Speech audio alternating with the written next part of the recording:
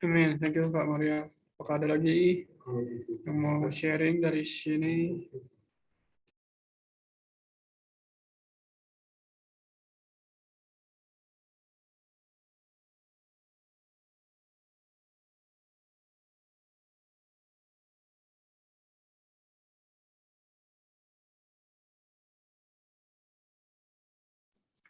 Oke, kalau nggak ada ya aku sharing yang di ayat 28 dikatakan bahwa jadi sekarang anak-anakku tinggallah di dalam Kristus supaya ia menyatakan apabila ia menyatakan dirinya kita peroleh keberanian percaya dan tidak usah malu terhadap dia pada hari kedatangannya. Jadi kata kunci adalah tinggal di dalam Kristus. Jadi kan masih nyambung ya dengan yang kemarin bicara mengenai pengurapan yang tetap ada di dalam kita, yang telah kita terima dari Dia ya. Nah, jadi kita nggak perlu diajar itu apa gitu kan, kita diajar segala sesuatu supaya apa? Nah, akhirnya sasaran adalah supaya kita tuh tetap tinggal di dalam Dia, nggak lepas dari Dia. Nah, karena itu kita perlu tetap apa namanya menerima pengurapan itu ya, menerima pengajaran itu, sehingga kita tetap bisa tinggal di dalam Dia. Nah, jadi apa sih maksud tinggal di dalam Dia? Kalau tinggal di dalam Dia kan agak susah dimengerti ya. Apa maksudnya tinggal di dalam Kristus? Yang bisa ya manusia tinggal di dalam seseorang gitu kan. Nah ini agak apa namanya?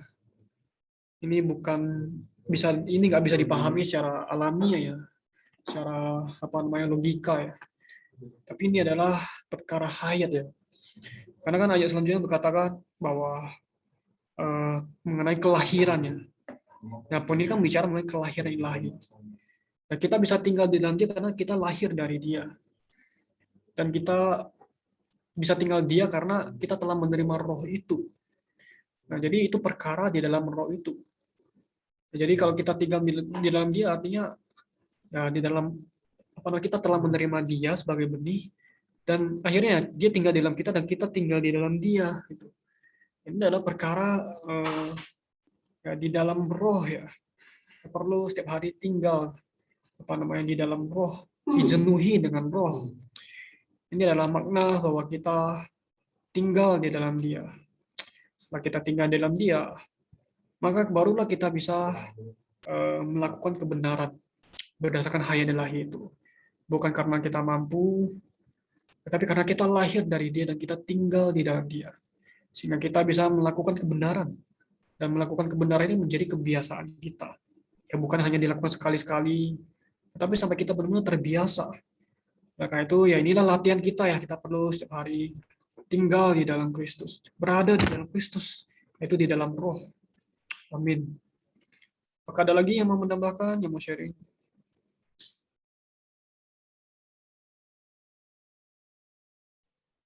Oke, saya boleh tambahin ya. Jadi tadi sudah kita baca dari ayat 28 pasal 2 sampai ayat 5 pasal 3.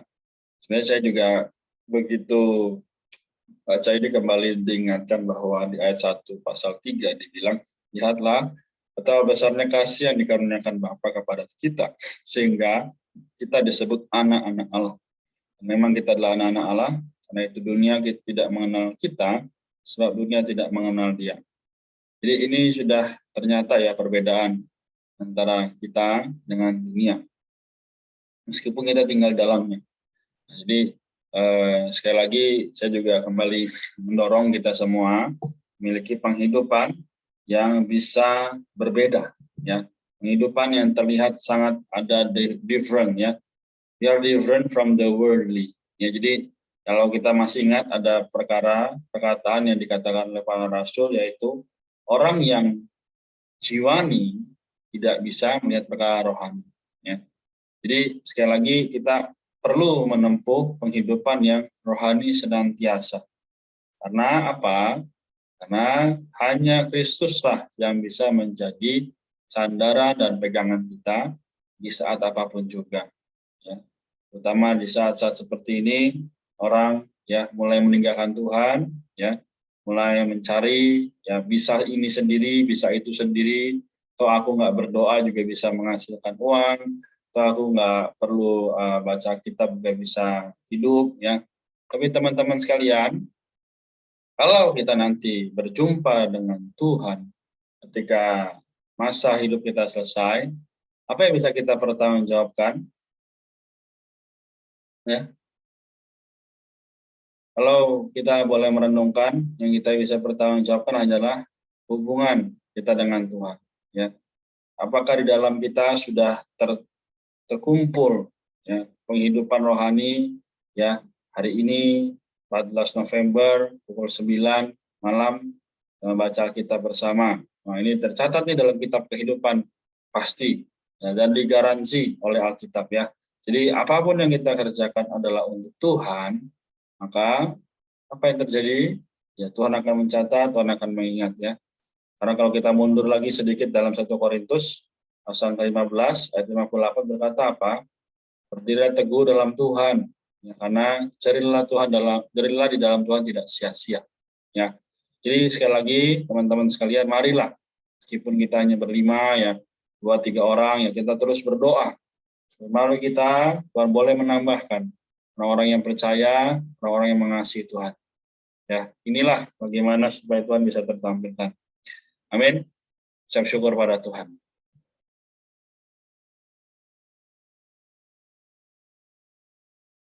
Amin. Thank you, Kak Ren. Apakah ada lagi yang mau menambahkan, yang mau sharing?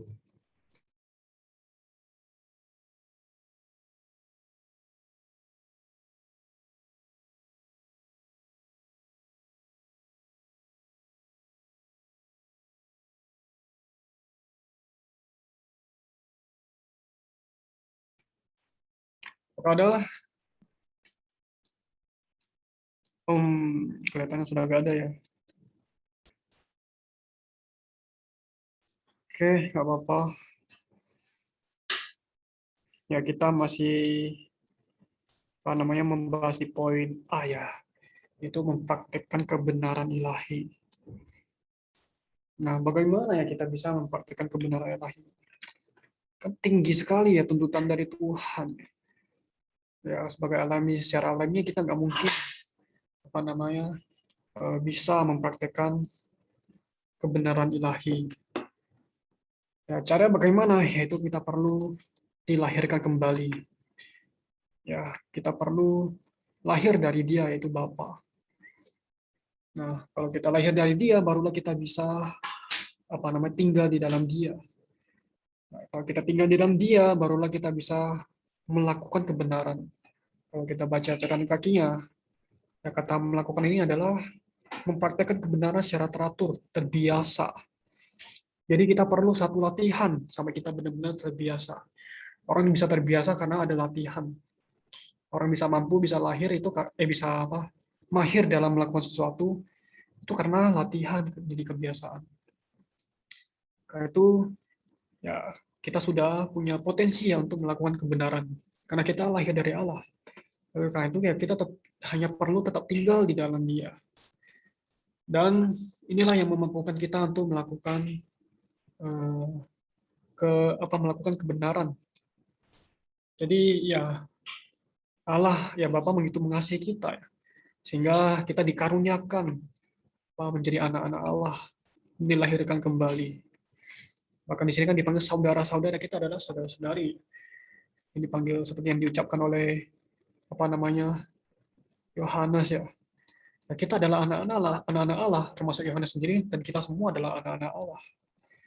Tapi gak cukup kita hanya menjadi anak-anak ya. Kan di sini dikatakan belum nyata apa yang keadaan kita kelak, masih belum nyata. Jadi ada masa depannya. Ya, kalau di catatan kaki dia bilang kita punya masa depan yang gemilang, masa depan yang cerah. Jadi kita nggak stay tetap menjadi anak-anak Allah.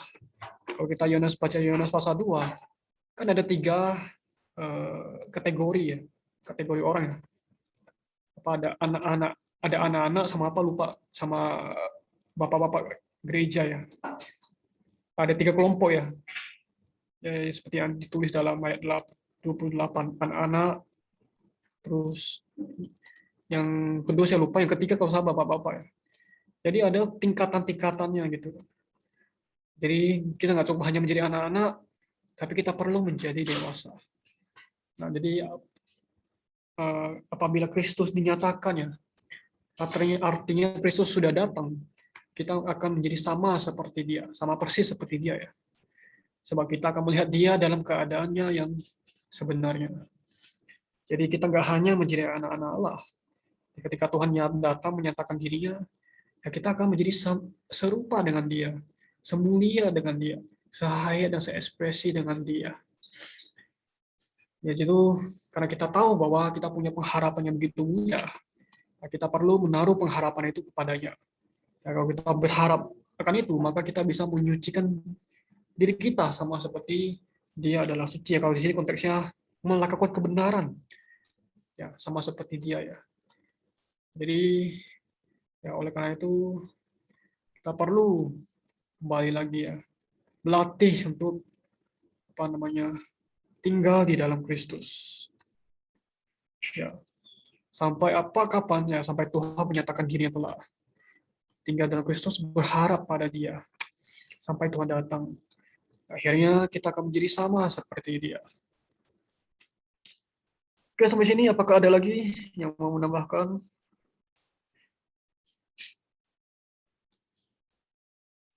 Aku juga sebenarnya terkesan banget sih ya. Ini aku kembali lagi mengapresiasi, cuma sedikit nambahin aja. Tapi di sini dikatakan kan, ketika Tuhan menyatakan diri gitu, kita akan sama seperti Dia gitu. Ini sungguh aku kembali mengapresiasi pekerjaan Tuhan yang sedemikian ya, kita yang dahulunya adalah orang dosa, tapi karena kasih Tuhan gitu ya, dan Tuhan di dalam hikmatnya, di dalam kedaulatannya, di dalam kekuatan kuasanya gitu ya, dia sangat berkuasa sekali, dia menjadi manusia gitu. Dia nggak semena-mena, nggak sembarangan, tapi dia itu bahkan menyelamatkan manusia dan menjadikan manusia itu seperti dia gitu, yang mulia ya. Padahal manusia itu sudah disusupi dosa, bahkan memberontak ya terhadap Tuhan. Tapi puji Tuhan hari ini Tuhan telah menyediakan satu cara gitu ya, yaitu kita harus menyucikan diri sama seperti Dia gitu, sehingga ketika Tuhan itu datang kita juga bisa dinyatakan gitu sama seperti Dia. Nah, ini juga aku sekali lagi mendorong teman-teman juga untuk bagaimana kita tiap hari bisa menyucikan diri kita melalui firman ya. Dikatakan kamu telah menyucikan dirimu karena kebenaran gitu. Dan inilah salah satu cara kita menyucikan diri, dan juga salah satu aktivitas kita menunggu Tuhan gitu ya sampai Tuhan datang kembali. Puji Tuhan. Amin. Amin. Thank you, Malta. Apakah ada lagi? Masih ada kesempatan, masih ada waktu.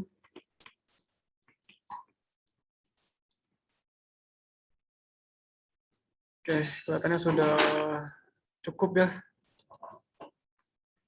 Oke, Bapak, kita sama-sama tutup dalam doa ya. Mungkin ada satu atau dua orang boleh bantu kita tutup dalam doa. Apakah ada yang mau sukarela? Mari kita berdoa. Tuhan Yesus yang kami cintai, kami datang kepadamu, kami berseru kepadamu malam ini Tuhan. Semoga dapatkanlah masa muda kami. Sini ada Eva, ada Rika, ada Evi, ada Maria, Marta, juga diriku. Yang berdoa juga supaya teman-teman kami yang tidak hadir, mereka juga Tuhan dapatkan bisa tinggal dalam Engkau. Oh, bagaimana menjadi anak-anak Allah yang benar. Tuhan, sungguh kami tidak mampu, kami tidak sanggup, tapi kami tahu bahwa Dikau adalah satu-satunya jalan kebenaran dan hidup. Karena itu ya Tuhan, dapatkan malam hari ini, kami mau setia, sama seperti Engkau setia mengasihi kami. Tuhan, kami tahu bahwa kami tidak bisa tanpa-Mu, karena itu juga berkatilah, sampai akhir tahun ini, kami boleh terus menempuh penghidupan, sebagaimana kami telah melihat, boleh mempraktikkan kebenaran ilahi. Terima kasih Tuhan Yesus, kami serahkan hidup kami padamu. Jagalah kesehatan kami, keluarga kami juga setiap apapun yang kami kerjakan. Kami mengucap syukur, kami berdoa. Amin. Amin. Thank you, Kak Rena. Selanjutnya, Kak Rena, apakah ada pengumuman?